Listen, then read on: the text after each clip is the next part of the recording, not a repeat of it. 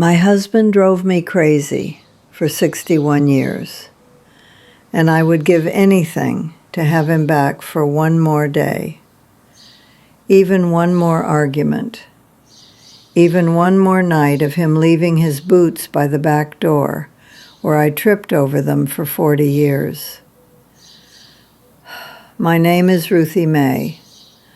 I am 91 years old. Vernon passed 5 years ago, and people love to tell me what a beautiful marriage we had. 61 years. It was not a fairy tale. It was a mess. A beautiful, stubborn, infuriating mess that I got wrong more than I got right.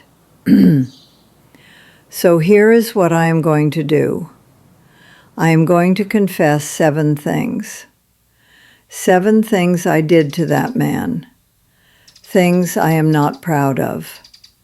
Things that almost cost me the best thing I ever had. You are not going to like hearing all of them, but you need to. My first confession. I spent the first 20 years, no, longer than that, closer to 25, trying to turn Vernon into somebody he was not. He chewed too loud, I told him. He wore the same 3 shirts on rotation, I told him. He forgot to wipe his boots before coming inside. I told him that too. I picked at every single one of those things like it was my job. I thought that was love. What I was doing was telling the man I married that who he was not good enough. You know when I stopped? When I overheard my daughter Jolene say the exact same things to her husband. Same voice, same tone. And I heard what I sounded like. I sounded like somebody who was always disappointed. Vernon did not need fixing. He needed me to stop acting like he was broken. That is confession number 1. This next part is the one I need you to hear most. Confession number 2. And this is the one that still keeps me up at night. It was 1981. Vernon had been working double shifts at the railroad yard for 8 months. He would come home, eat whatever I put on the table, and fall asleep in his chair without saying a word. And I was drowning. 3 kids, my alterations business running out of the kitchen, and a husband who had turned into a ghost that showed up for supper. So one night I sat down with a piece of yellow notebook paper, and I wrote a list. Every single thing Vernon did wrong. Every forgotten anniversary. Every time he chose his buddies over me. And I stuck it on the refrigerator with a magnet. Left it right there for him to see. Vernon saw it the next morning. Said nothing.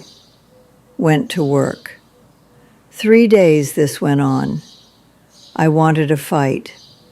I wanted him to see himself.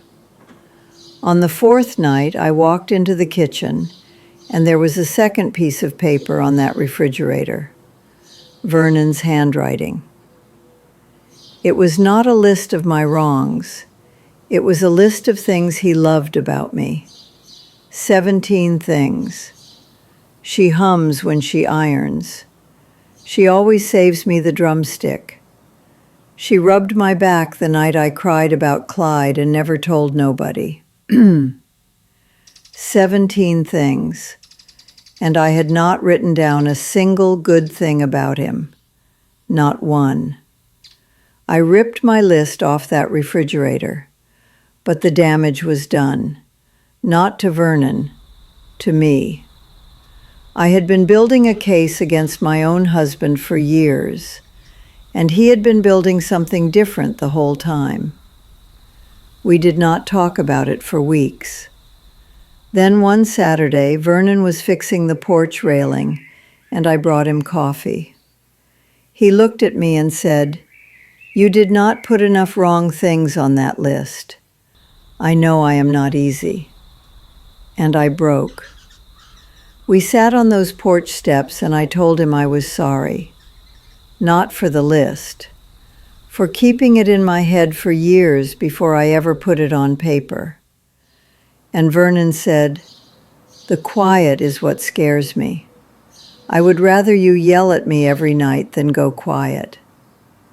That became our rule. No more quiet. Fight if you have to, but never go silent. That is confession number 2. Confession number 3. I forgave strangers easier than I forgave my own husband. A woman at church says something rude to me, forgotten by Sunday.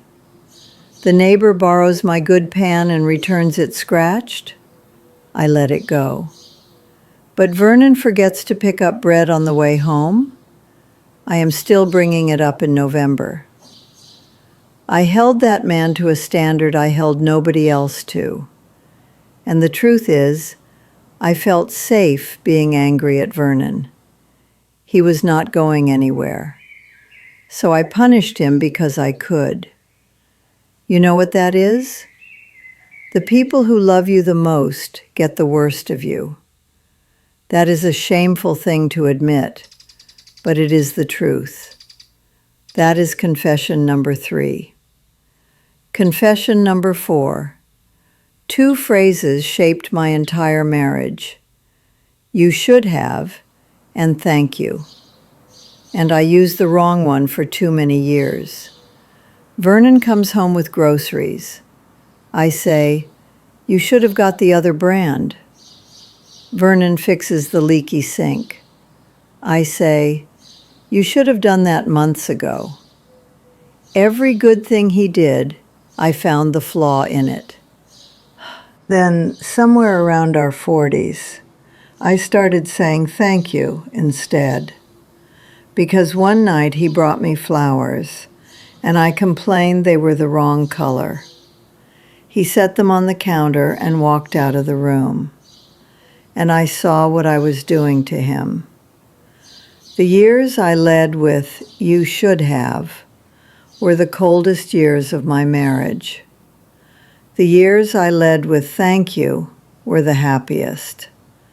It is that simple, and it is that hard. That is confession number 4. Pay attention to this one. Confession number 5. I punished Vernon for every small thing he got wrong, and never once celebrated the big things he got right. That man could not remember a birthday to save his life. One year he brought me a vacuum cleaner for our anniversary. A vacuum cleaner. I did not speak to him for 2 days. But that same man drove 45 minutes each way to the hospital every single day for 11 weeks when my hip went bad. He learned to braid Jolene's hair from a library book because I was too sick to do it one winter. He sat in his truck outside the funeral home for 3 hours when Dottie Faye passed because he said, "You take as long as you need." And I gave him grief over a vacuum cleaner. Vernon loved me in ways I was too foolish to recognize because they did not look the way I expected. That is confession number 5.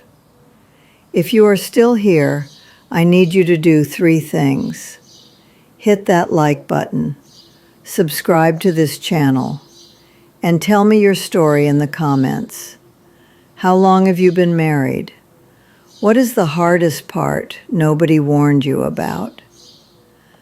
I am 91, sitting in this chair by myself. Your stories keep me company. Confession number 6. This one I grieve more than the others. I stopped laughing with Vernon. Somewhere along the way, we got so serious, so busy, so focused on being married that we forgot to be friends. When we were young, that man made me laugh until my sides ached. He would do impressions of the preacher at supper. He would dance with me in the kitchen for no reason. But then the kids came, and the bills came, and we turned into something worse than business partners. Every conversation was about money or the children or what needed fixing. The last 10 years, after the kids were grown, we found it again. He would tell me the same stories from 1958, and I would laugh like I was hearing them for the first time, because I was hearing them as a woman who almost lost him. But I grieve the decades in between. You do not get those back. That is confession number 6. Confession number 7, the last one, and the one I would give anything to undo. I waited too long to say what mattered. I thought there would always be time. Tomorrow I will tell him. Next week I will say it. After things slow down. Things do not slow down. They stop. Vernon passed on a Sunday morning. I was holding his hand. And in those last few minutes, I tried to say everything I had saved up. Every thank you. Every I am sorry. I tried to fit 61 years of unsaid things into a handful of breaths. And it was not enough. His last words to me. He looked at me and said, "You did not have to stay." After 61 years, he still was not sure. Because I had spent so many years making him feel like he was not enough, that the man I loved died wondering if I was glad I married him. That is confession number 7. 7 confessions from a woman who got it wrong more than she got it right, and still had the best 61 years of her life. Marriage is not about finding the right person. It is about becoming the right person. Over and over again. You will become the wrong one 100 times. The question is whether you are willing to become the right one the next morning. Stop keeping score. Stop going quiet. Stop waiting for them to fix it first. Whoever your person is, they are not perfect. Neither are you.